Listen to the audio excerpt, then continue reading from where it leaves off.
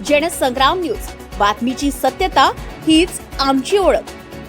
एका वर्षातच सिमेंट रस्त्याला मोठ्या भेगा। सेलू नगर पंचायतीच्या हद्दीतील नव्यानं बांधण्यात आलेल्या सिमेंट कॉन्क्रीट रस्त्याला अवघ्या एका वर्षातच रस्त्यावर मोठ्या प्रमाणात भेगा पडल्याने नागरिकांनी बांधकाम विभागाविरोधात संताप व्यक्त केलाय। सेलू शहरातील सुरेश सांगोळकर यांच्या घरापासून दिलखुश पाटील यांच्या घरापर्यंत नुकत्याच बांधण्यात आलेला सिमेंट कॉन्क्रीट रस्ता अवघ्या एका वर्षातच खराब झाल्याचं समोर आलंय। रस्त्यावर मोठ्या प्रमाणात भेगा पडल्याने या कामाच्या दर्जाबाबत नागरिकांनी गंभीर शंका उपस्थित केल्या। नागरिकांचा आरोप आहे की सार्वजनिक निधीतून तयार झालेला रस्ता इतक्या कमी कालावधीमध्ये खराब होणे ही गंभीर बाब असून कामाची गुणवत्ता तपासण्यात निष्काळजीपणा झाला का असा प्रश्न निर्माण झाला। याच पार्श्वभूमीवर बांधकाम विभागाचे अधिकारी सागर बागुल यांच्याकडे नागरिकांनी थेट उत्तरांची मागणी केली। रस्त्याची गुणवत्ता तपासणी झाली होती का, ठेकेदारांच्या कामावर देखरेख कोणी केली आणि निकृष्ट काम आढळल्यास संबंधितांवर कारवाई का झाली नाही असे प्रश्न नागरिक विचारतात।